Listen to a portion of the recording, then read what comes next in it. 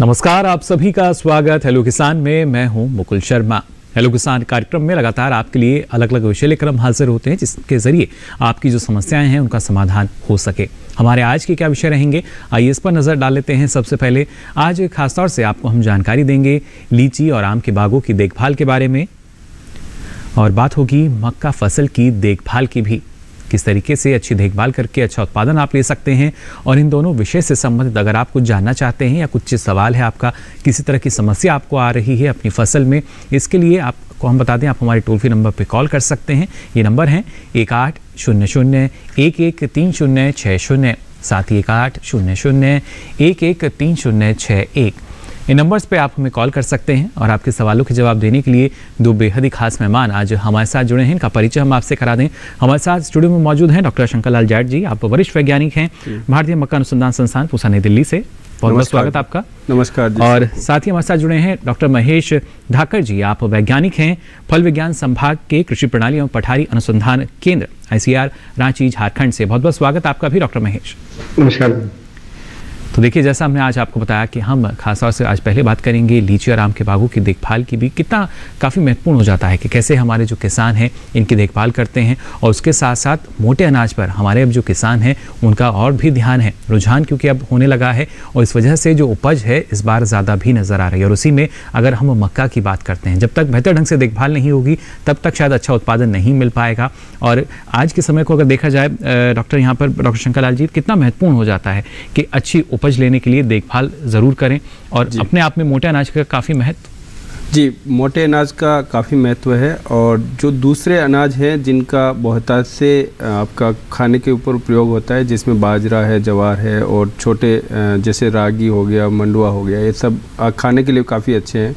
इसके साथ साथ जो मक्का है, मक्का क्योंकि हमारे देश में जो उत्पादन अगर आप देखें पिछले 10 वर्षों में इसका उत्पादन लगभग डबल हो गया है जी। हम 15 मिलियन टन की जगह आजकल हम 30 मिलियन टन के आसपास मक्का का पैदावार ले रहे हैं। तो ये एक औद्योगिक फसल बन के उभरी है और 85% इसका जो भाग है वो आपका उद्योग में जाता है जी। जो उद्योग में आपका महत्वपूर्ण ये है कि जैसे पोल्ट्री उद्योग है, उसके खाने पीने की चीज़ खाने वाला जो पोल्ट्री का आहार है उसमें 55% के आसपास जाता है जी। और ऐसे ही स्टार्च बनता है जो 17 से 20% का है।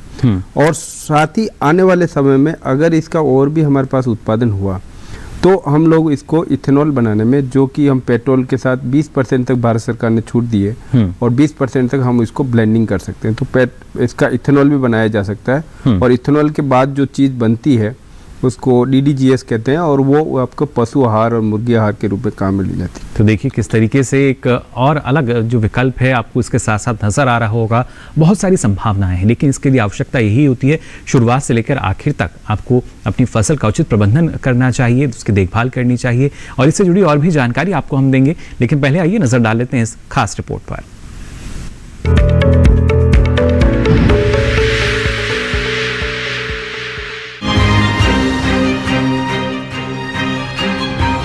मक्का की फसल काफी पसंद की जाती है। इस समय जिन किसानों ने मक्का की फसल लगा रखी है वो फसल की सही से देखरेख करें। बात अगर शीतकालीन मक्का की करें तो नाइट्रोजन की 40 किलोग्राम मात्रा की टॉप ड्रेसिंग मंजरी निकलने से पहले करें। साथ ही उर्वरक के इस्तेमाल के समय खेत में पर्याप्त नमी होनी चाहिए। रबी मक्का में 4 से 5 सिंचाइयाँ करनी पड़ती हैं। मक्का में दूसरी सिंचाई बुवाई के 55 से 60 दिनों बाद, तीसरी सिंचाई बुवाई के 75 से 80 दिनों बाद, चौथी सिंचाई 110 से 115 दिनों बाद और पांचवी 120 से 125 दिनों बाद करनी चाहिए। अगर जरूरत हो तो अतिरिक्त सिंचाई खेत की नमी के हिसाब से करनी सही रहती है। मक्का में दूसरी निराई गुड़ाई 40 से 45 दिनों बाद करें। अगर मक्का को हरे भुट्टो के रूप में इस्तेमाल करना हो तो रसायनों का इस्तेमाल नहीं करना चाहिए। अगर बेबी कॉर्न मक्का की बात करें तो बेबी कॉर्न की गुल्ली को 3 से 4 सेंटीमीटर रेशमी कोपले आने पर तोड़ लेना चाहिए। गुल्ली की तुड़ाई के समय ऊपर की पत्तियों को नहीं हटाना चाहिए। पत्तियों को हटाने से ये जल्दी खराब हो सकती हैं। रबी में 1-2 दिन छोड़कर गुल्ली की तुड़ाई करनी चाहिए। आपको बता दें कि बेबी कॉर्न मक्का की कोई किस्म नहीं है, बल्कि वो अवस्था है जब भुट्टे में दाने बनने वाले हों या बनने शुरू हों। बेबी कॉर्न की फसल साल भर ली जा सकती है। दूसरे इससे आमदनी भी ज्यादा होती है। इसके अलावा पशुओं के लिए भी ये बढ़िया हरा चारा है।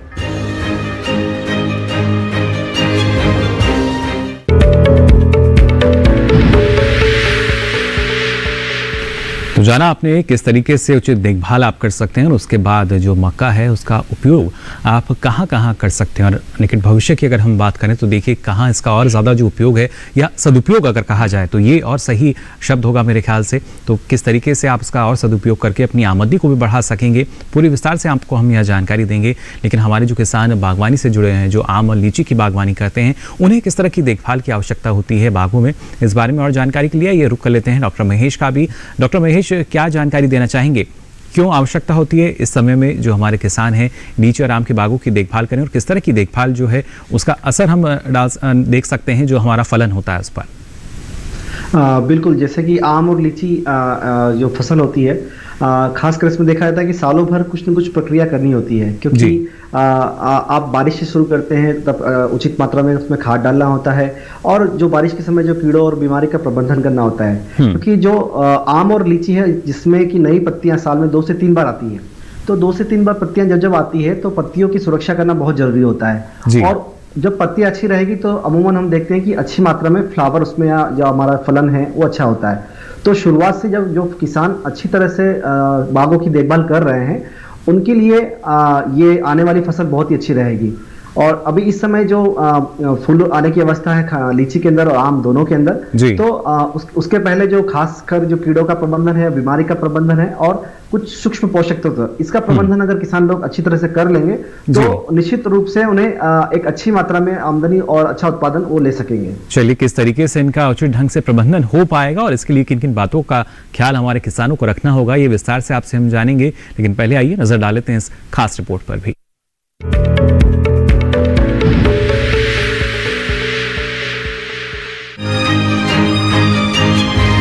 सर्दी के मौसम में फल बागों को देखरेख की जरूरत होती है। बहुत से किसानों ने लीची के बाग लगा रखे होंगे। इस समय काफी इलाकों में पाला पड़ रहा है, ऐसे में लीची को पाले से बचाने के लिए उपाय करें। लीची में फूल आते समय सिंचाई ना करें, क्योंकि इससे फूलों के गिरने की आशंका हो जाती है। फूल आने से पहले और बाद में पानी की समुचित व्यवस्था करें। लीची में चूर्णिल आसिता रोग लगने की आशंका रहती है। चूर्णिल आसिता के प्रकोप से बचने के लिए लीची में संस्तुत रसायनों का इस्तेमाल कर सकते हैं।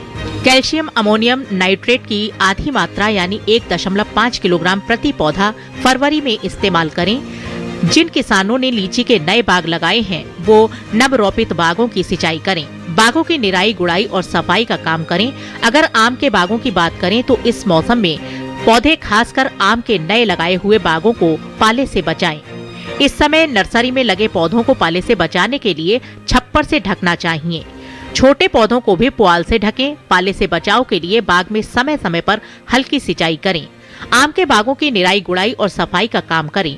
आम के नवरोपित बागों की सिंचाई करें। इस समय लगने वाले बौरों का भी ध्यान रखना जरूरी है।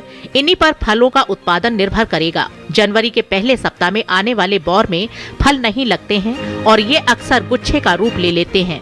ऐसे बौर को निकालकर नष्ट कर दें। आम में उर्वरक देने का ये सही समय है। नाइट्रोजन 500 ग्राम, फास्फोरस 500 ग्राम और पोटाश 700 ग्राम प्रति पौधा इस्तेमाल करें। इन्हें मिट्टी में मिलाकर हल्की सिंचाई कर सकते हैं। साथ ही आम के बागों की निराई गुड़ाई और सफाई का काम करें।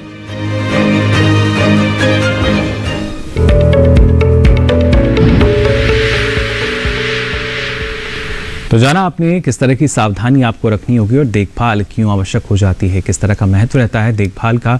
और इससे पहले हम बात कर रहे थे जो हमारी मक्का की फसल है उसमें देखभाल की जब हम बात करते हैं, लेकिन अभी की अवस्था की अगर बात की जाए वहाँ पर किस तरीके से हमारे किसान जो हैं सावधानी रख सकते हैं, इस बारे में भी डॉक्टर साहब आपसे हम जानकारी लेंगे। लेकिन हमारे दर्शकों जो हैं उनके जुड़ने का सिलसिला फिलहाल शुरू हो चुका है। एक दर्शक हमारे साथ जुड़े हैं फोन लाइन पर।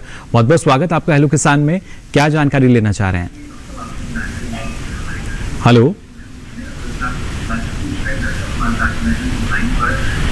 दिलबाग जी, आवाज मिल पा रही है आपको? हाँ जी सर, हाँ जी। जी, गुजारिश करना चाहेंगे अपने टीवी सेट का वॉल्यूम आप पहले बंद कर दें। नमस्कार सर। जी नमस्कार। हाँ सर जी, हाँ जी। क्या जानना चाह रहे हैं? हाँ सर मेरी समस्या ये है, मक्के में जो गोब की सुंडी आती है नहीं सर जी, गोब की जी, तो उसका इलाज नहीं हो पाता जी। बार बार स्प्रे करने के बाद भी जब बड़ी हो जाती है उसमें स्प्रे करने में दिक्कत होती है सर। इसकी कोई विशेष दवाई बताओ सर। चलिए बिल्कुल। देखिए दिलबाग जी, ये समस्या अमूमन सारे किसानों के साथ आई है, क्योंकि ये 2018-19 के बाद ही ये कीड़ा अपने देश के अंदर ज़्यादा फैला है और इसका नाम फाल आर्मीवर्म के नाम से जानते हैं इसको। और ये कीड़ा क्या करता है, पौधे के गोब में रात में दिन में छुपता है और रात के अंदर ये खाता है। तो किसान को पता नहीं लग पाता कि ये कीड़ा खा रहा है कि नहीं खा रहा है, और 14 दिन या 15 दिन के अंदर पूरा लाइफ साइकिल इसका ख़त्म हो जाता है। अभी जैसे 20-25 दिन तक भी जा सकता है जब ठंड का मौसम होता है। तो इसमें जब आप पौधे के अंदर वो कीड़ा अंदर छुपा रहता है, तो उसमें आपको शुरुआती लक्षण की अगर पहचान कर लेते हैं, अगर बीच पौधे उसके पर पत्तियों के ऊपर थोड़ी थोड़ी खुरचन हो रही है, तभी आप जो दवाइयाँ हैं उनमें आपकी इमामेक्टिन बेंजोइट है, क्लोरेंट्राइनिपोल है और स्पिनेटोरम है, इन दवाइयों को किसी का एक छिड़काव करें। उस समय अगर आप करेंगे तो कीड़े बहुत छोटे रहते हैं। अमूमन किसान क्या करता है, बहुत बड़ा हो जाता है जब 10-12 दिन का 14 दिन का हो जाता है, जब कीड़ा अपना आप ही मरने वाला होता है, जिसका कोकून बनने वाला होता है, तब जाके छिड़काव करते हैं, तो सही नहीं रहता। और सबसे बढ़िया इसकी चीज़ है कि आपको छिड़काव की पद्धति मालूम होनी चाहिए जी। आपको पौधे का जो गोब है उसके अंदर थोड़ा सा नोजल ढीला करके और उसके अंदर पौधे के गोब के अंदर वो जाना चाहिए, नहीं कि आप दूसरी पत्तियों पे छिड़के। जो खाली वो पत्तियों पे नहीं छिड़कना है, नई पत्ती और पौधे के गोब सेंटर में छिड़कना है। नीचे वाली पत्तियां, ऊपर वाली और किसी पे भी आपको छिड़कने की जरूरत नहीं है। इससे आपका पेस्टिसाइड भी कम लगेगा, दवाई भी कम लगेगी और कीड़े का भी इफेक्टिव नियंत्रण हो जाएगा जी। दूसरा ये है कि ज़्यादा छिड़काव भी नहीं करने चाहिए आपको। हमने ये देखा है कि अगर आप ज़्यादा छिड़काव करते हैं तो पौधे के अंदर जो भुट्टे जब आते हैं, जैसे आप भी कह रहे थे अभी कि भुट्टे के अंदर आता है तब छिड़काव करने में दिक्कत रहती है, तो उस समय अगर आप ज़्यादा छिड़काव करेंगे तो जो प्राकृतिक शत्रु है वो हमारे मर जाते हैं और इससे हमारे पौधे के अंदर जो भुट्टे होते हैं, भुट्टे के अंदर ये ज़्यादा आने की संभावना रहती है। तो इसके लिए आपको जैसे ब्यूवेरिया है, मेटाराइजियम है, इसका कुछ वो कीड़े को लगते हैं और हमने देखा है कि अगर हम छिड़काव कम करते हैं तो इनमें आपका 90% से ज़्यादा तक ये दूसरे कीड़े इसको खाते हैं जी। बिल्कुल। तो इन चीज़ों का आपको ध्यान रखना है, तो मुझे लगता है इस कीड़े को हम अच्छे से कंट्रोल कर पाएंगे जी। बिल्कुल, देखिए नियंत्रण जो है वो आप कर सकते हैं और ये नहीं कि आप लगातार जो कीटनाशी हैं उनका इस्तेमाल करते रहें। इससे प्रभाव सीधे तौर पर पड़ता है हमारी जो फसल है उस पर, और आपकी लागत जो है वो सीधे सीधे देखिए प्रभावित होती है, बढ़ जाती है। और खासतौर से लागत को भी अगर देखा जाए, कैसे किसान इसको कम कर सकते हैं, इसके बारे में भी लगातार आपको हम जानकारी दे रहे हैं। डॉक्टर महेश, आपसे भी हम जानना चाहेंगे, जैसा आपने बताया कि अभी जो समय चल रहा है काफ़ी महत्वपूर्ण हो जाता है। पहले अगर हम आम के बागों की अगर हम बात करते हैं, बोर आना लगभग शुरू हो चुका है और कभी कभी किसानों की समस्या ये रहती है कि जो बोर है वो एक बार आता है, एक बार नहीं आया, या शुरुआती अवस्था में उन्हें लगता है कि सही से जो पुष्पन है वो नहीं हो पा रहा है। क्या अभी भी उनके पास विकल्प है किसी तरह का प्रबंधन अपनाने का? देखिए, ये फूल आने का जो नेचर होता है वो एक वैरायटी पर डिपेंड रहता है कि किस किस्म का पौधा या किस किस्म का आम का पौधा किसानों ने लगाया है। तो अमूमन जो पुरानी वैरायटी से बहुत सारी जो एक साल अच्छे फसल देती है, दूसरे साल थोड़ा कम फसल देती है, बहुत कम या नहीं के बराबर। तो इसको अगर रेगुलर हमको करना है फसल को, तो अगर किसान अपने प्रबंधन को थोड़ा सा चेंज करेगा, उसमें हम देखते हैं कि अगर हम पौधे में बारिश के बाद पानी देना बंद कर देते हैं, थोड़ा स्ट्रेस देते हैं, तो फ्लावरिंग अच्छी आती है, जो अमूमन हर किसान उसको फॉलो करता है, करते भी हैं। इसी के साथ में हमने देखा है कि हमारे जो पुराने बाग हो जाते हैं उसमें समस्या ज्यादा होती है। जब नए बाग होते हैं तो हर साल फल देते हैं, और पुराने जैसे होते जाते हैं इनमें फलन की जो प्रवृत्ति वो धीरे धीरे कम होती जाती है। एक साल अच्छा आएगा, एक साल कम आएगा, एक साल ज्यादा आएगा। तो इसमें हम देखते हैं कि कई बार किसान जो ध्यान शुरुआती अवस्था में फलों के पौधों को देता है, उतना ध्यान जो बड़े वृक्ष हो जाते हैं तब उनको नहीं दे पाता है। खासतौर पे जो उसको एक रिकमेंडेड न्यूट्रिएंट का डोज, जैसा कि अभी बताया गया था कि उसको डालना चाहिए, उसी के साथ में जो माइक्रो न्यूट्रिएंट्स हैं वो बहुत मेजर रोल करते हैं कि बिना माइक्रो न्यूट्रिएंट्स के हमारे जो अंदर फूल आने की जो क्षमता होती है पौधे की धीरे धीरे खत्म होने लगती है। और ये माइक्रो न्यूट्रिएंट्स बहुत ही जरूरी होते हैं जो हमारे पौधे के अंदर हार्मोन्स को बनाते हैं। तो हम अगर पौधे के अंदर का सिस्टम को मजबूत बनाए रखेंगे तो हर साल हमको फूल उसमें आएगा। तो ये कुछ चीजें हैं जो किसानों को लगातार ध्यान रखनी है। अगर वो चाहेंगे कि हम इस साल से सब देना अच्छी तरह फल को देना शुरू करेंगे पेड़ को, तो धीरे धीरे 2 या 3 साल में उसकी प्रवृत्ति बदल जाएगी और आने वाले समय में वो आपको अच्छी तरह से फलन और फल देगा। तो अच्छा फलन देखिए आपको मिल सकेगा और ये बेहद जरूरी, उसी के जरिए आपका जो मुनाफा है वो भी बढ़ सकेगा। फिलहाल एक और दर्शक हमारे साथ जुड़ चुके हैं महाराष्ट्र से। जगदीश जी, बहुत बहुत स्वागत आपका, क्या जानकारी लेना चाह रहे हैं? हेलो हेलो हेलो जी जगदीश जी, सवाल पूछ सकते हैं आप अपना। हाँ, आवाज नहीं आ रहा बराबर। आ रहा है जी, आपको हम सुन पा रहे हैं। हाँ सर, जी आवाज नहीं आ रही सर, मुझे किताब होना। जी, हेलो, सुन पा रहे हैं जगदीश जी, आपको क्या जानना चाह रहे हैं? तो मुझे किताब होना, दवा की किताब होना है। जी तो किताब ऐसे होना है कि जो नींबू रहते, पेरू रहता, जी पेड़ रहता, अभी अपने खेत में जितना भी बागवान रहता, बागवान के अंदर जो फल रहते ना, जी हाँ, फल आने के बाद में जो फूल आते उसको फूल गिर जाते। जी, तो आप इसकी बागवानी करना चाहते हैं? हाँ, है हमारे। अभी देखो, हमारे खेत में गेहूं रहता, जी चना रहता, जी हाँ, तुअर की दाल रहती और तुअर रहता। अभी जब फसल जो बोया हुआ रहता है ना पहला, जी, तो उसके ऊपर ये कीट रहते, ये रहते, वो सब उसको खा जाते। तो उसको दवा मारने का है। अभी तो टीवी के ऊपर तुम्हारा बताया हमको जी कि दवा घर को कैसी बनाते, क्या बनाते, कैसा मारते, क्या करते। तो उसकी किताब होगी आपके पास में, कैसा कौन सी फसल कौन सी टाइम पे बोलते, क्या करते, क्या नहीं, चलिए बिल्कुल, दवा आप कैसी मारते हैं। जी, ये बेहद ज़रूरी। देखिए, एक जागरूक दर्शक हमारे साथ जुड़े जिनका कहना यही है कि कहाँ से सारी जानकारी मिल सकती है जब भी हम किसी कीटनाशक का इस्तेमाल करते हैं, कैसे उसका इस्तेमाल करना है, किस विधि से करना है और कितनी मात्रा में करना है। और उससे भी बेहतर यही, क्योंकि हर एक फसल जो है प्रभावित होती है कीटनाशी से, हमारी मृदा जो है वो प्रभावित होती है। और ऐसे में डॉक्टर शंकरलाल, अगर हम देखें जो और विकल्प हमारे पास हैं, जब हम प्राकृतिक खेती की बात करते हैं, हम जैविक खेती की बात करते हैं, तो कुछ ऐसे भी विकल्प जिनका चयन हमारे किसान समय समय पर कर सकते हैं?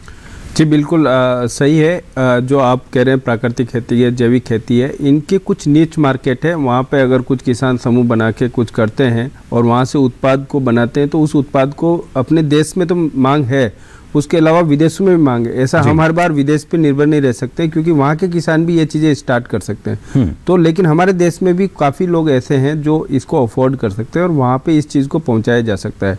देखिए, खेती का ये टारगेट होता है कि ये नहीं कि हर बार आप कीड़े को मार मार के ही आप उससे वो कर सकते हैं कि आप उससे मुनाफा कमा सकते हैं या आपकी उपज आ सकती है।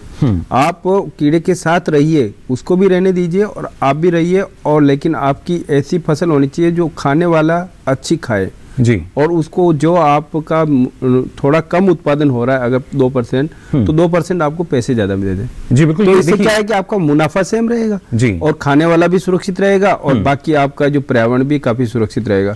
तो इनकी मुख्य समस्या ये थी कि मुझे लगता है डॉक्टर महेश उसका देंगे जी। बिल्कुल, बागवानी में फूल जड़ जाते हैं जी। तो डॉक्टर महेश, आप क्या जानकारी देना चाहेंगे इस बारे में? हाँ, ये फूल झड़ने की समस्या अमूमन हर किसान के orchard में या बागों में रहती है।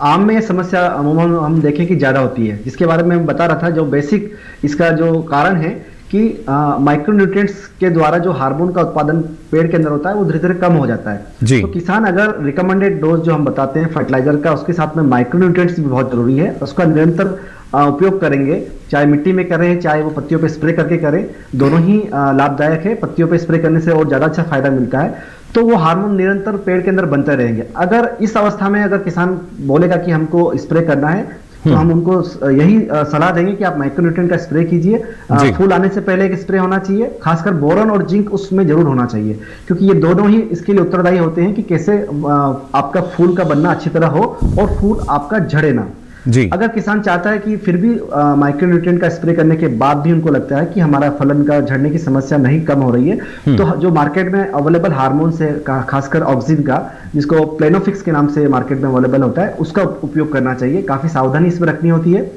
डोज जो देना होता है उसको आप लगभग इसमें बहुत जुडिशियल, मतलब बहुत ही जो मात्रा दी गई है, लगभग आपका इसमें 2 ग्राम के लगभग जी, एक संतुलित मात्रा का यानी ख्याल हमें रखना होगा इसके लिए, क्योंकि वो सीधे तौर पर कहीं ना कहीं प्रभावित करेगी हमारी जो मुख्य फसल है। और खासतौर से ये भी जरूरी कि आपके निकटतम जो कृषि विज्ञान केंद्र हैं, आप वहां से भी जाकर आप ये सारी जानकारी ले सकते हैं, कब कितनी मात्रा में कौन सा कीटनाशक आपको उसका स्प्रे करना है या उससे पहले और किस तरह के विकल्प आपके पास हैं। फिलहाल एक और दर्शक हमारे साथ जुड़ चुके हैं फोन लाइन पर। बहुत बहुत स्वागत आपका हेलो किसान में। क्या जानकारी लेना चाह रहे हैं नंद स्वरूप जी? हाँ नमस्कार सर, मैं नंद स्वरूप मिश्रा हूँ, बाराबंकी उत्तर प्रदेश में। पर सर मैं जानना ये चाहता हूँ कि ठंडक के मौसम में हमें बाग की क्वालिटी करनी चाहिए। इस समय तो बहुत में पूंछ बन रहा है, और दूसरी चीज जब ये बहुत थोड़ा बड़ा होता है उसमें गुच्छा रोग लग जाता है, उसमें फलत नहीं होती है, और फिर आम का फटने की समस्या होती है, कोई भी पत्ती होने की समस्या। तो हम कौन सी सावधानी बरतें जिससे ये समस्या का हमें निजात मिल सके, अच्छी पैदावार भी मिल सके? चलिए बिल्कुल, डॉक्टर महेश क्या जानकारी देना चाहेंगे? हाँ, जो किसान ये समस्या बता रहे हैं, गुच्छा रोग बहुत ही हमारे नॉर्थ इंडिया में, हम खासकर उत्तर भारत में देखते हैं कि काफी मात्रा में ये जो हमारे बाग है उसमें आता है, खासकर दिसंबर जनवरी के महीने में।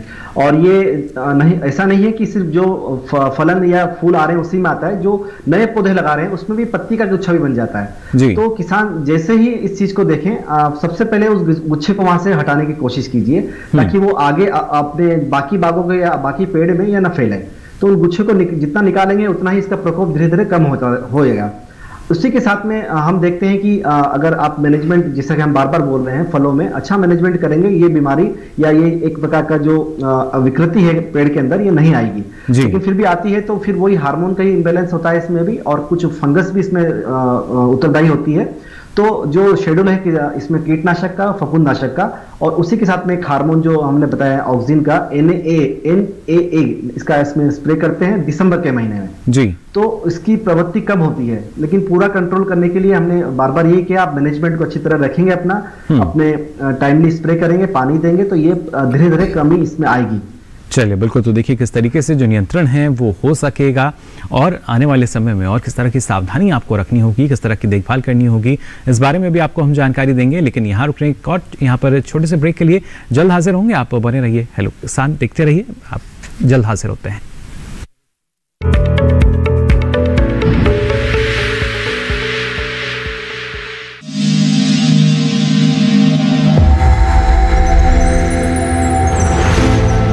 आत्मनिर्भर किसान भारत की शान। उत्पादन में आत्मनिर्भर होने के साथ साथ फसल की कटाई के उपरांत उपज की हानि को रोकने, ग्रामीण क्षेत्रों में रोजगार सृजन करने और बीज से बाजार तक के विजन को मजबूती देने के उद्देश्य से 1 वर्ष पूर्व माननीय प्रधानमंत्री श्री नरेंद्र मोदी जी ने एक महत्वाकांक्षी केंद्रीय योजना एग्रीकल्चर इंफ्रास्ट्रक्चर फंड की शुरुआत की। इस आधुनिक इंफ्रास्ट्रक्चर से कृषि आधारित उद्योग लगाने में एक बहुत बड़ा बदलाव आएगा और बहुत बड़ी गति आएगी। साथियों, अब हम उस स्थिति की तरफ बढ़ रहे हैं जहां गांव के कृषि उद्योगों से फूड आधारित उत्पाद शहर जाएंगे, और यही तो आत्मनिर्भर भारत अभियान का संकल्प है। एग्रीकल्चर इंफ्रास्ट्रक्चर फंड से पात्र लाभार्थी गोदामों का निर्माण कर सकते हैं, छटाई या ग्रेडिंग इकाई, पैकिंग हाउस, सप्लाई चेन और कोल्ड चेन जैसी सुविधाएं, या फिर प्राथमिक कृषि प्रसंस्करण केंद्र की स्थापना कर सकते हैं। इस योजना के तहत पात्र लाभार्थियों को 2 करोड़ रुपए तक के ऋण पर अधिकतम 7 वर्ष के लिए ब्याज में 3% तक की छूट दी जा रही है। ऋण पुनर्भुगतान के लिए 6 महीने से 2 वर्ष तक मोरेटोरियम की सुविधा भी उपलब्ध है। इस योजना ने अब तक सफलता की कई मिसालें कायम की हैं, जैसे कि मध्य प्रदेश के लाभार्थी श्री विपिन त्रिपाठी ने एग्रीकल्चर वेस्ट से बायोफ्यूल बनाने का इनोवेटिव प्राइमरी प्रोसेसिंग सेंटर लगाया है। लोन मिलने की वजह से हम समय पर सारी मशीनों का प्रोक्योरमेंट और सारा सिविल वर्क टाइम पे करवा पाए, जिससे ये प्रोजेक्ट को लगाना संभव हो पाया। राजस्थान के लाभार्थी श्री यशवर्धन मुंद्रा ने सॉर्टिंग एंड ग्रेडिंग यूनिट लगाकर रोजगार के अवसर पैदा किए हैं। कर्नाटक की महिला उद्यमी श्रीमती ममता वी ने प्राइमरी प्रोसेसिंग सेंटर लगाकर प्रगति की नई राह चुनी है। ಸಣ್ಣ ಪುಟ್ಟ ಉದ್ಯಮಿಗಳನ್ನ ಮತ್ತಷ್ಟು ಅಗ್ರಿಕಲ್ಚರಲ್ಲಿ ಹೆಚ್ಚು ನಾವು ಇನ್ನಷ್ಟು ಸಾಧನೆ ಮಾಡಲಿಕ್ಕೆ ಕಾರಣಕಾರಕವಾದಂತ ಈ ಅಗ್ರಿಕಲ್ಚರಲ್ ಇನ್ಫ್ರಾಸ್ಟ್ರಕ್ಚರ್ ಫಂಡ್ ಇಂದ ನಮ್ಮ ಇನ್ನಷ್ಟು ಯೋಜನೆಗಳು ಆಯೋಜನೆಗಳು ಉತ್ತಮಗೊಂಡಿದೆ। राजस्थान के लाभार्थी श्री दिनेश भट्टर ने जीरे की प्रोसेसिंग यूनिट लगाकर आसपास के ग्रामीणों को आत्मनिर्भरता प्रदान की है। महाराष्ट्र के लाभार्थी श्री अनूप कुमार मोहता ने वेयर हाउस बनाकर अन्न भंडारण को सुनिश्चित किया है। आज देश के कोने कोने से किसान, कृषि उद्यमी, किसान उत्पादक संघ, प्राथमिक कृषि सहकारी समितियां, स्वयं सहायता समूह और कृषि उपज मंडियां इस योजना का लाभ उठा रहे हैं।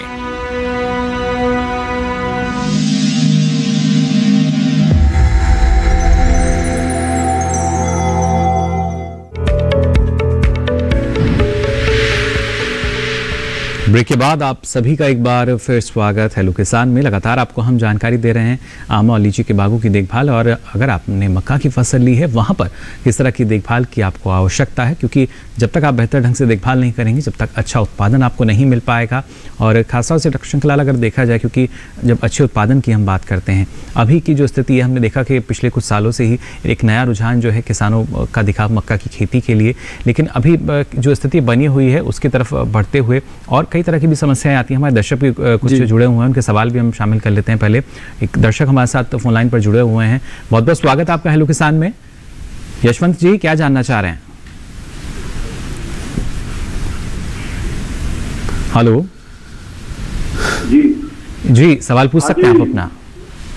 मैं पहले तो भारत सरकार को, हमारे प्रधानमंत्री जी को धन्यवाद देना चाहता हूं, जिनने फल की सब्जी की ढुलाई के लिए रेलवे की सुविधा हमारे पूरे देश में उपलब्ध कराई।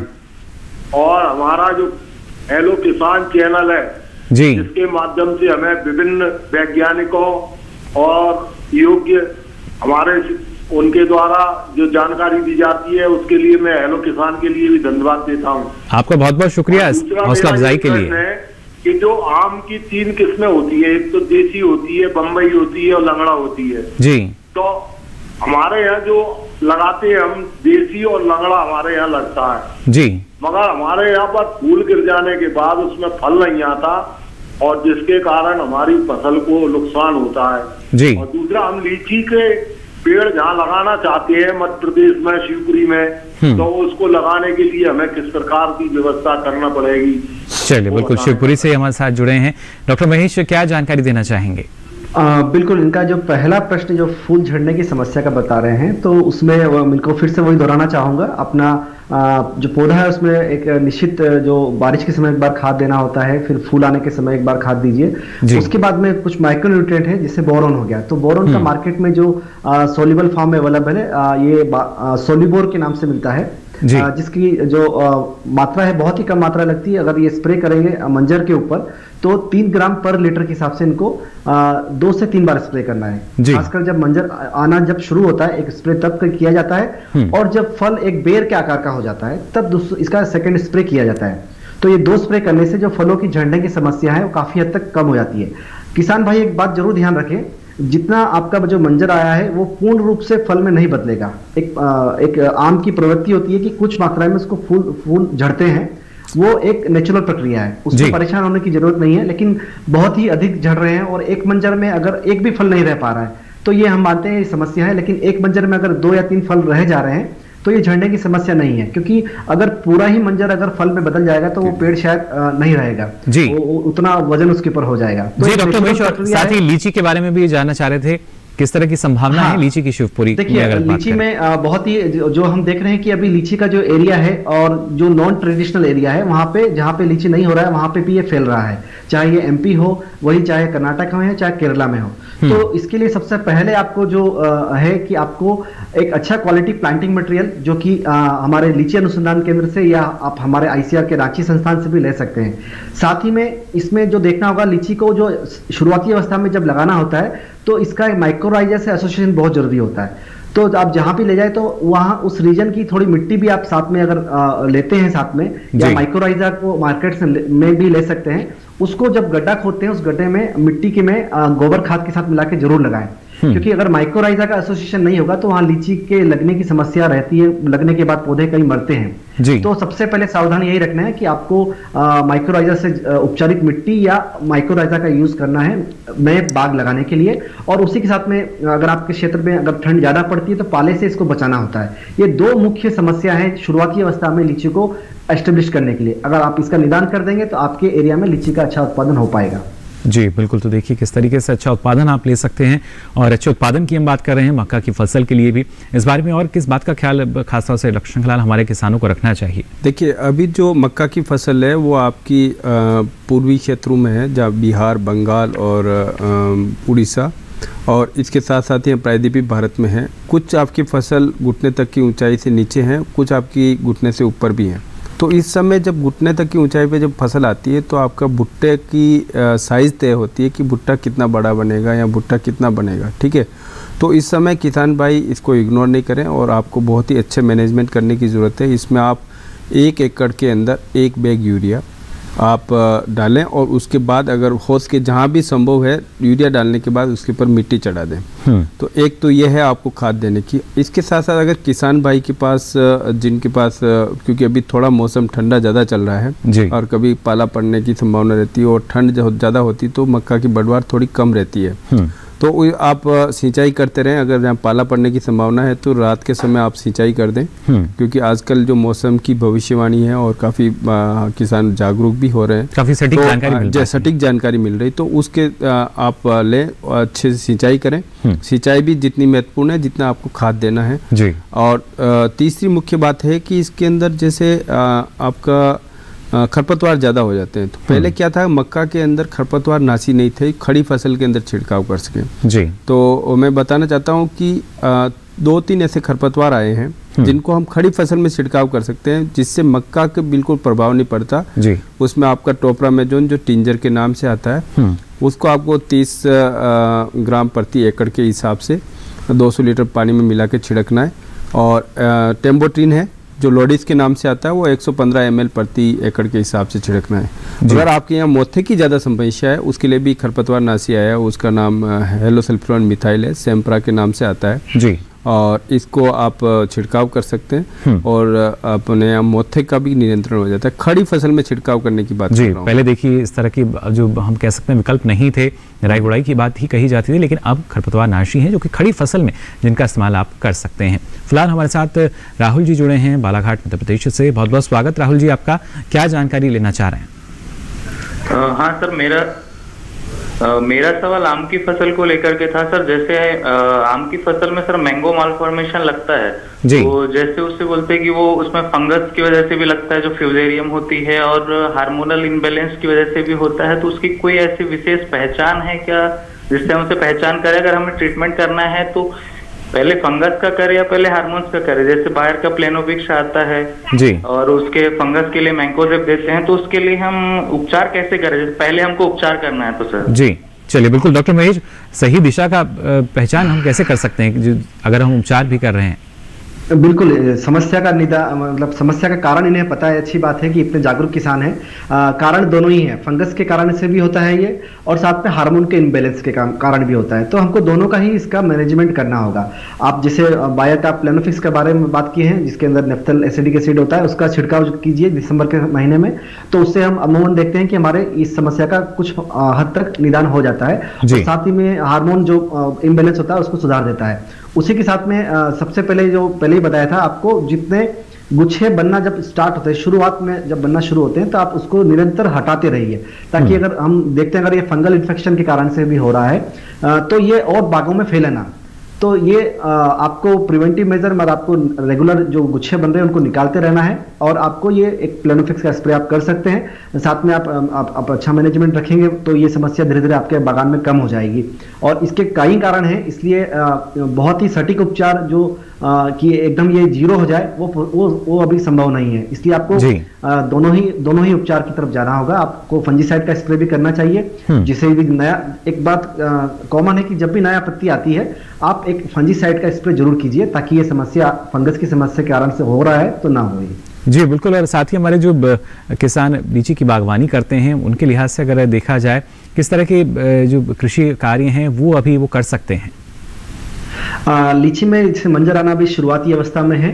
तो शुरुआती अवस्था में जो एक अमूमन कई बार छोटा सा फंगस जो होता है वो मंजर को धीरे धीरे सुखाना शुरू करता है। तो एक फंजीसाइड का स्प्रे, अगर आपका मंजर खिला हुआ नहीं है तो एक फंजीसाइड का, खासकर नॉर्मल आप ब्लू कॉपर का भी इस्तेमाल कर सकते हैं, और उसका इस्तेमाल करेंगे तो जो फंगल इन्फेक्शन है आपका लोड कम हो जाएगा पेड़ के ऊपर, तो मंजर आपका खिलने के वक्त में अच्छा रहेगा।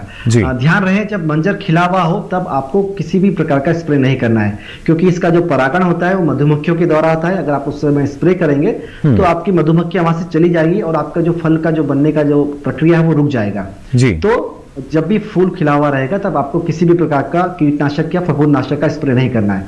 आपको जो भी स्प्रे करना है उसके आप पहले कर सकते हैं। और जैसा कि बताया गया है कि आपको इस समय पानी को नहीं देना है। जैसे ही फूल से फल बन जाएगा, फल बनने के बाद में आप धीरे धीरे पानी शुरू कर सकते हैं।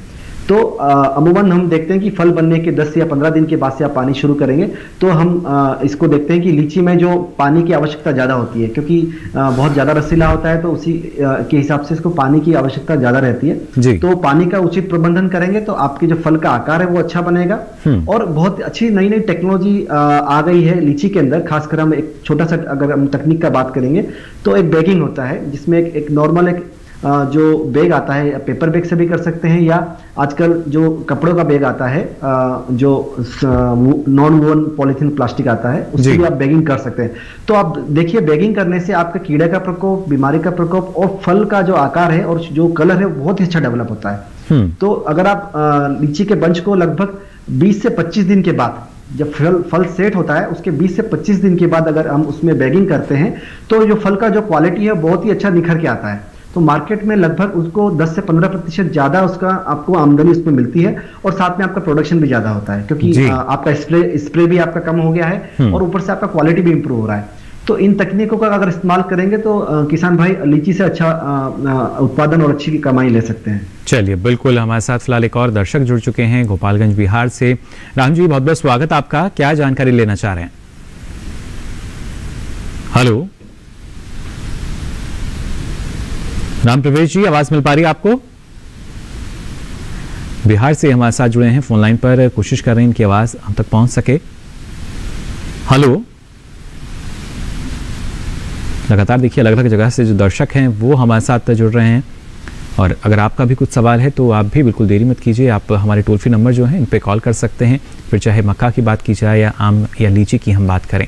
अभी लगातार, क्योंकि हमारे जो दर्शक हैं वो भी अपनी समस्या बताते हैं डॉक्टर शंकरलाल, लेकिन जैसा आपने बताया कि अभी की जो स्थिति चल रही है, ना सिर्फ खरपतवार बल्कि और किस तरह की जो समस्या है वो हम मान सकते हैं। अगर कीटों की बात करें हम खास तौर से, कीटों की बात जैसे करें कि जो शुरुआती प्रश्न आया था अपने पास हरियाणा जिनसे, उसमें आपका जो फॉल आर्मीवर्म कीड़ा है वो आपको किसान को मक्का को बिल्कुल पास से जाके देखना है अगर उस पर थोड़ी बहुत खुरचन है, क्योंकि जब टेम्परेचर कम रहता है तब वो कीड़ा बिल्कुल सुसुप्त अवस्था में चला जाता है या मर जाता है, लेकिन वो दूसरी जगह से उड़ के आपके खेत में आता है और वहाँ पे आपके कीड़े अंडे देता है। और जब अंडे दे के फिर जब छोटे छोटे कीड़े निकलते हैं तो वो क्या करते हैं, पत्तियों के ऊपर खुरचन करेंगे, जो नई पत्तियां हैं उनके ऊपर खुरचन करेंगे। और आपको ये नहीं कि दूर से देखना है, पास में अगर आप जाके अगर खेत के अंदर होके निकलते हैं तो आपको पता लगता है कि कोई न कोई कीड़ा खा रहा है। तो उसके लिए आप जैसे इमामेक्टिन बेंजोइट है, क्लोरेंट्रानिपोल है, ये 0.4 ml प्रति लीटर पानी में डालकर आप छिड़काव करें। और छिड़काव में ये सावधानी रखनी है कि आपको पौधे के गोप के बिल्कुल बीच में करनी है, ये नहीं कि सारी पत्तियों पे करनी है, और जिससे क्या होगा कि वो कीड़ा आपका तुरंत मर जाएगा।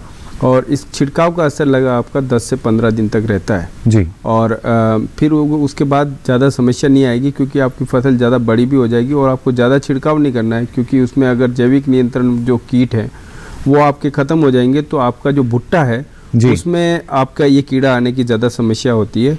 और तो सबसे यही है कि आप ये कीड़ा है। और बीमारियों के मामले में अभी इस मौसम के अंदर मक्का के अंदर किसी भी बड़ी बीमारी का प्रकोप नहीं रहता है, क्योंकि जितनी भी किस्में उपलब्ध है वो सब संकर किस्में उपलब्ध हैं और अच्छी उत्पादन क्षमता वाली है, और उनके अंदर ये रोग रोधी क्षमता वो पहले से ही है।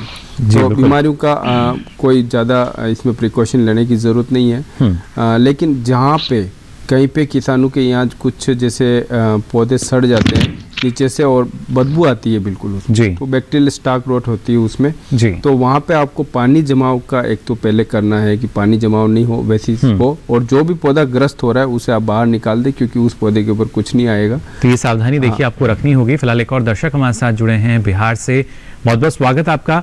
क्या जानकारी लेना चाह रहे हैं? हेलो। हाँ हेलो जी मिथिलेश जी, सवाल पूछ सकते हैं आप अपना। सर हम जो लगा 1 फीट से छोटा ही है, लेकिन उसमें देखते जड़ में सकता है। मैं चाहूंगा अपना सवाल आप एक बार दोहरा दें। सर हमारे पास 1 एकड़ में मकई लगा है, उसमें ना जड़ में कीड़ा लग जाता है, जड़ में कीड़ा लगा हुआ, 1 एकड़ में मक्का लगाई हुई है। हाँ देखिए मिथिलेश जी, ये जड़ में लगता है या बीच वाला आपका तना सूख जाता है? तना में जब लगता है ना, हाँ उसी में लग जाता है। हाँ वो तना लग जाता है। कभी कभी क्या होता है, पूरा पौधा मुरझा जाता है फिर। हाँ पूरा पौधा मुड़ जाता है। तो वो क्या होता है कि पौधे की जो बीच वाला तना है उसको काट देता है। तो ये शुरुआत में जब हम पौधा लगाते हैं अक्टूबर और नवंबर के महीने में ये प्रॉब्लम आती है, और ये पिंक स्टेम बोरर के नाम से है, तो गुलाबी तना भेदक। और इससे क्या है कि इसको आप नियंत्रण करने के लिए आप तो यहाँ तो बीज उपचारित किया हुआ बोले इमिडाक्लोरपीड से 5 ml प्रति किलोग्राम बीज से। अगर ये नहीं हो, अगर जहाँ भी पौधे जा रहे हो तो आपको उसमें क्या करना है कि तने के अंदर आपको छिड़काव करना है उसमें क्लोरेंट्राइनिपोल का। तो उससे क्या होगा कि जो जितने उसके बहुत छोटे छोटे कीड़े होते हैं वो तुरंत मर जाते हैं। तो बिल्कुल पौधों की संख्या मक्का के अंदर बहुत अहम होती है, जो आपको अच्छी उपज देती है। आपको कम से कम इस मौसम के अंदर 7 से 8 पौधे या 9 पौधे तक 1 स्क्वायर मीटर में चाहिए अच्छी उपज लेने के लिए। तो आपको शुरुआत में बिल्कुल जो सही कह रहे हैं, अगर इसका प्रकोप रहता है तो इससे क्या है कि पौधा बिल्कुल खत्म हो जाता है और आपका बिल्कुल कुछ भी नहीं आता है। जी। तो अगर प्रकोप अब आ चुका है तो ऐसी स्थिति में क्या आप इनको सुझाव देना चाहेंगे? जी जिस जहाँ पे प्रकोप आ चुका है उसमें मैं कह रहा हूँ जिसमें क्लोरेंट्राइनिपोल का छिड़काव करना है 0.4 ml प्रति लीटर पानी में डाल के, और पौधे के गोब में आपको डालना है। तो उससे क्या होगा कि ये कीड़ा बहुत छोटे छोटे सफ़ेद कलर के ऐसे कीड़े होते हैं जो अपन देख भी नहीं सकते, तो वो बिल्कुल एकदम ख़त्म हो जाते हैं और आपकी फसल बच सकती है, क्योंकि ये छोटी अवस्था में ही ज़्यादा घातक होता है। जी। बड़ा होने के बाद इसका ज़्यादा असर नहीं होता है। तो बिल्कुल देखिए, जो शुरुआती अवस्था है उसमें ख्याल रखने की आवश्यकता है, और इसमें ही अलग अलग तरह की जो समस्याएं हैं वो किसानों के सामने आ सकती हैं, और ऐसे में ज़रूरी यही आप समय रहते उनका निदान कर सकें। साथ ही डॉक्टर महेश, आपसे भी हम जानना चाहेंगे, लगातार हम बात कर रहे हैं आम और लीची के बागों की देखभाल की। आज के समय में आवश्यकता महसूस की जाती है सघन बागवानी की, और हम देखते भी हैं कि हमारे जो किसान हैं वो इस दिशा में आगे भी बढ़ रहे हैं। लेकिन क्या और बेहतर उत्पादन के लिए सघन बागवानी जो है उसको हम और ज़्यादा प्रभावी बना सकते हैं? जी, सघन बागवानी एक अच्छी तकनीक है जिसमें कि हम पौधे को जो उनका उचित दूरी है उससे कम दूरी पर इसको लगाते हैं, और हम देखते हैं कि अम्रपाली किस्म का इसमें बहुत ही इस्तेमाल किया गया है सघन बागवानी में, क्योंकि ये अपने आप में एक बौनी किस्म है। जी। इस नेचुरली इसका हाइट कम होता है, तो अमूमन जो बाकी आम जो 10 मीटर की दूरी पे लगते हैं, ये 5 मीटर की दूरी पे आसानी से लगाया जा सकता है। और उसमें भी अगर और आपको थोड़ा सा अल्ट्रा हाई डेंसिटी में जाना है तो इसको 2.5 बाई 2.5 मीटर में भी लगाया जा सकता है। जी। तो इस प्रकार का अमूमन हम 1 हेक्टर के अंदर 1600 प्लांट्स को इसको लगा सकते हैं। तो हम इसमें देखते हैं कि प्रति पौधा उत्पादन कम होता है, लेकिन जो यूनिट एरिया है पर हेक्टर से उसमें उत्पादन लगभग 1.5 से 2 गुना बढ़ जाता है। तो ये बहुत ही अच्छी तकनीक है कि आप सिर्फ एक प्लांटिंग मेथड को अगर चेंज करते हैं और अम्रपाली किस्म के साथ में इसको करते हैं तो एक अच्छा इसमें रिजल्ट आता है कि आप कर सकते हैं।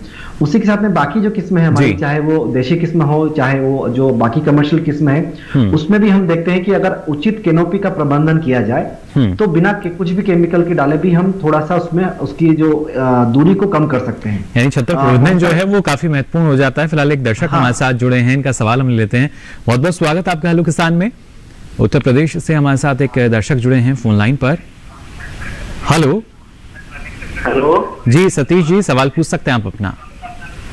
जी सर जो हमारे सर आम का पेड़ है सर जी, उसमें सर रोग लग जाता है, मतलब जब फल लेने की बारी आती है तो सर रोग लग जाते हैं सर। उसमें फलन जो है वो सही नहीं आ पा रहा है? जी जी सर। चलिए, तो हर साल यही होता है या एक साल छोड़ के आप? हर साल यही होता है सर। किसी प्रकार की कीड़े की या बीमारी की समस्या है? किसी तरह का कोई कीड़ा या आपको कोई और रोग तो उस पर नजर नहीं आता? नहीं सर, तो सर आता है, मतलब फल लगता है तो लग जाते हैं फिर। जी जी डॉक्टर महेश, एक जो समस्या बता रहे हैं तो वो जैसे फल इनको बिल्कुल नहीं मिल पा रहा, तो या तो फल झड़ने के कारण से हो सकता है। फल झड़ने के कारण हम कई बार बीमारी लगने से भी पूरा जो मंजर झड़ जाता है, या कीड़ा लगने से भी पूरा मंजर झड़ जाता है।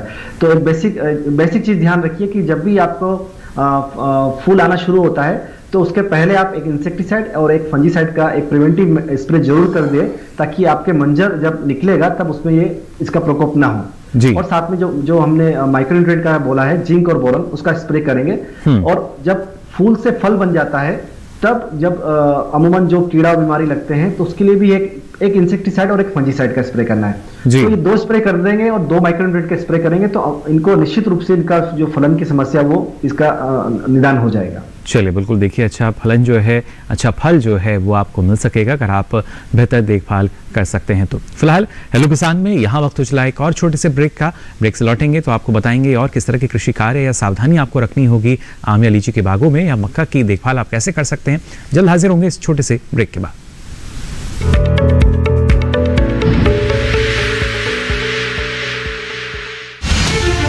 अन्नदाता किसानों की खुशहाली और उनकी आय में बढ़ोतरी के लिए भारत सरकार लगातार प्रयासरत है। माननीय प्रधानमंत्री श्री नरेंद्र मोदी जी के दूरदर्शी नेतृत्व में पिछले 7 वर्षों में खेती को आधुनिक और किसानों को आत्मनिर्भर बनाने के लिए कई निर्णय लिए गए हैं। छोटा किसान बने देश की शान, ये हमारा सपना है। देश के 80% से ज्यादा किसान ऐसे हैं जिनके पास 2 हेक्टेयर से भी कम जमीन है। अब देश में इन्हीं छोटे किसानों को ध्यान में रखते हुए कृषि सुधार किए जा रहे हैं, निर्णय लिए जा रहे हैं। प्रधानमंत्री किसान सम्मान निधि योजना की शुरुआत 24 फरवरी 2019 को माननीय प्रधानमंत्री श्री नरेंद्र मोदी जी के द्वारा की गई थी। पीएम किसान योजना का पूरा खर्च भारत सरकार वहन करती है। इसके तहत लाभार्थी किसानों को हर साल 6,000 रुपए की सम्मान राशि 2,000 रुपए की 3 समान किस्तों में सीधे उनके बैंक खातों में हस्तांतरित की जाती है। अब तक 11 करोड़ से भी अधिक लाभार्थी किसानों के बैंक खातों में 1,58,000 करोड़ रुपए से अधिक की राशि सीधे ट्रांसफर की जा चुकी है। किस्तों की जानकारी किसानों को एसएमएस के माध्यम से दी जाती है। இப்போ நேரா நாங்க வந்து பேங்க்குக்கு ஆக்சுவல் போகும்போது அந்த பணத்தை நாங்க வித்ரா பண்ணிட்டு வந்து நாங்க விவசாயம் பண்ணிக்கிறோம்। इस मदद से बुआई के पहले अब किसानों को बीज, खाद, कीटनाशक और कृषि संबंधी अन्य जरूरतों के लिए साहूकारों के आगे हाथ नहीं फैलाना पड़ता। અને એના લીધે મારે કોઈ જોડે કે સગા સંબંધી કે મિત્રો જોડે મારે ઉછીના પૈસા લેવાની જરૂર પડતી નથી અને એનાથી હું સારી એવી खेती કરી શકું છું। इस योजना से मिले लाभ तथा आवेदन की स्थिति देखने के लिए पीएम किसान पोर्टल लॉन्च किया गया है। इस पोर्टल के माध्यम से पात्र किसान अपना पंजीकरण स्वयं करने के साथ साथ अब तक मिले लाभ और अपने आवेदन की स्थिति फार्मर्स कॉर्नर से देख सकते हैं। इस योजना का लाभ पात्र किसानों को ही मिल सके, इसके लिए इस प्रक्रिया को फूल प्रूफ बनाते हुए इसे आधार और इनकम टैक्स वेरिफिकेशन के साथ साथ फिजिकल वेरिफिकेशन से भी जोड़ा गया है। इसके अलावा किसानों की सुविधाओं और जानकारी के लिए पीएम किसान मोबाइल ऐप भी विकसित किया गया है। पीएम किसान सम्मान निधि योजना का लाभ देश के सभी राज्यों और केंद्र शासित प्रदेशों के किसानों को मिल रहा है। इसे हासिल करके हमारा किसान सबल और आत्मनिर्भर हो रहा है। इस स्कीम ने हमारा भारत सरकार ने हमारा किसान के लिए बहुत बड़ा सम्मान दिया है। इसीलिए हम भारत सरकार को, प्रधानमंत्री नरेंद्र मोदी जी को हम बहुत बहुत धन्यवाद देती हूँ। आत्मनिर्भर भारत की पहचान प्रगतिशील और समर्थ किसान।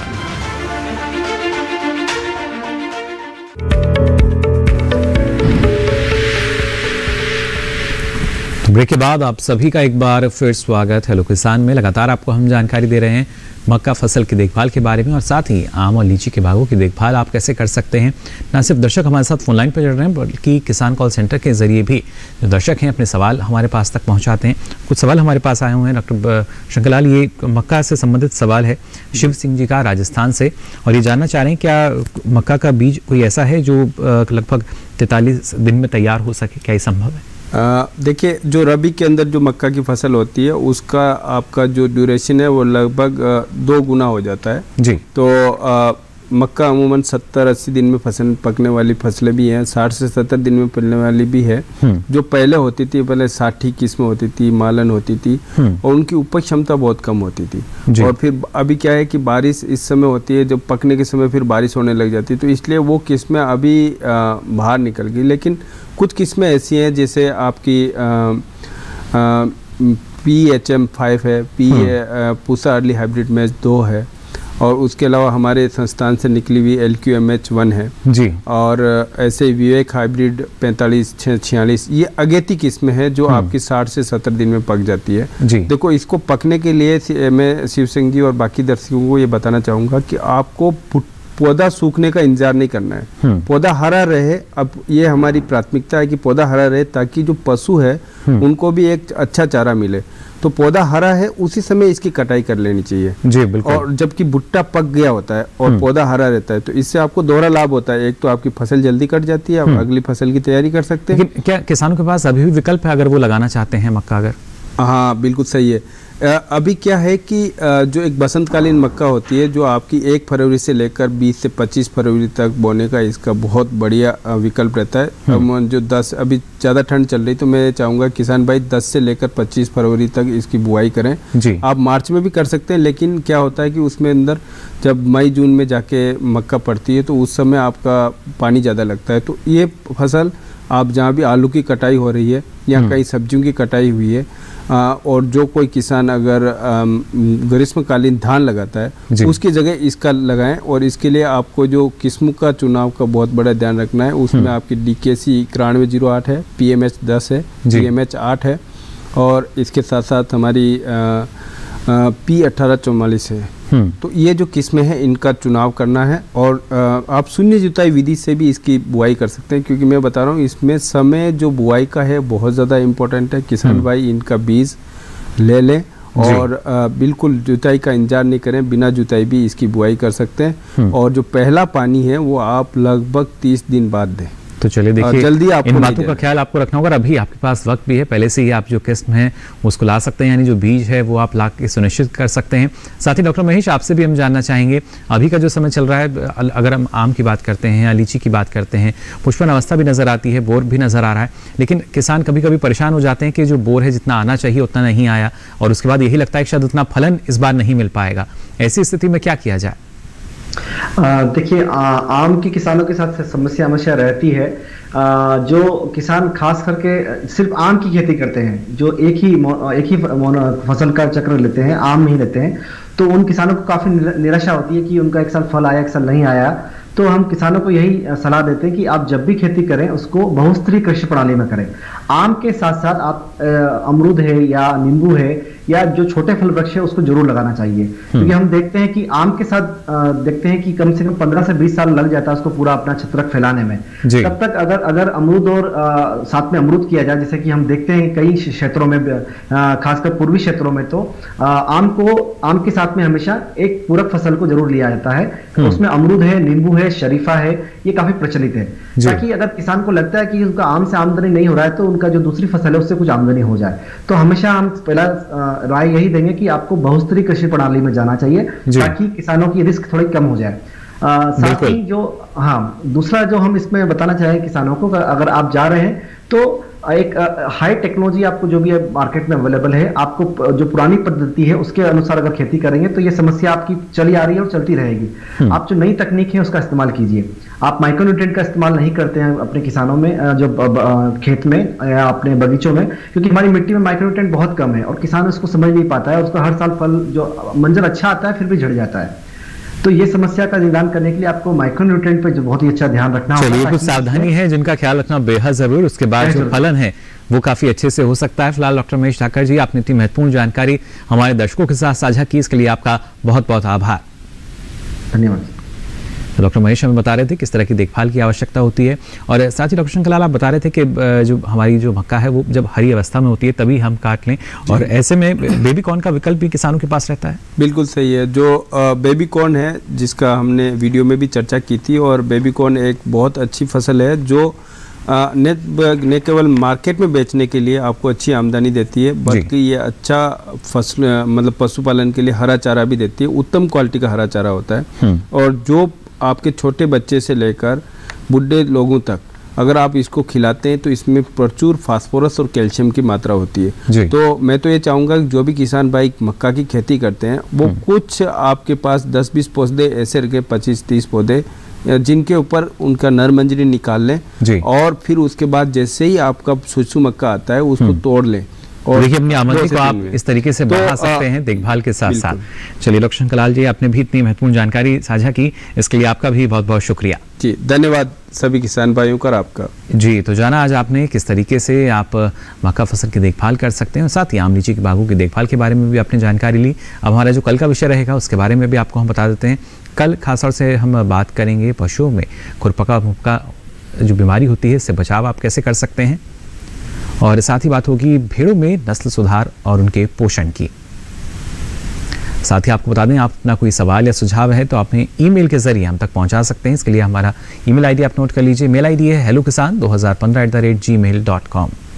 फेसबुक के जरिए भी आप हमसे जुड़ सकते हैं। इसके लिए आपको फेसबुक पर जाकर हिंदी में टाइप करना होगा हेलो किसान, और यहाँ भी आप अपना सवाल या सुझाव लिखकर छोड़ सकते हैं। अब बारी है किसान कॉल सेंटर की। जी हाँ, इस पर भी आप अपना सवाल दर्ज करा सकते हैं। नंबर है 1800113060।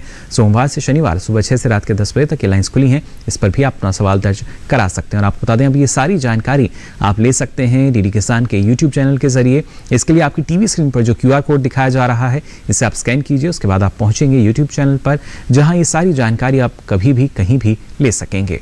तो फिलहाल आज के लिए हेलो किसान में बस इतना ही। दीजिए इजाजत, नमस्कार।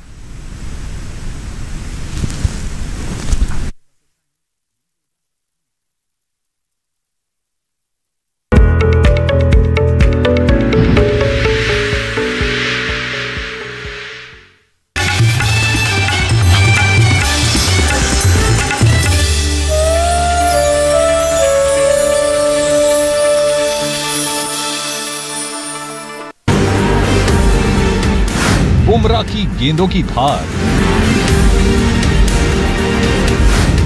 युवा जोश, केएल राहुल की कप्तानी में क्या जीत का परचम लहराएगी टीम इंडिया? देखिए 3 एक दिवसीय मैचों का सजीव प्रसारण 19, 21 और 23 जनवरी 2022 को डीडी स्पोर्ट्स पर।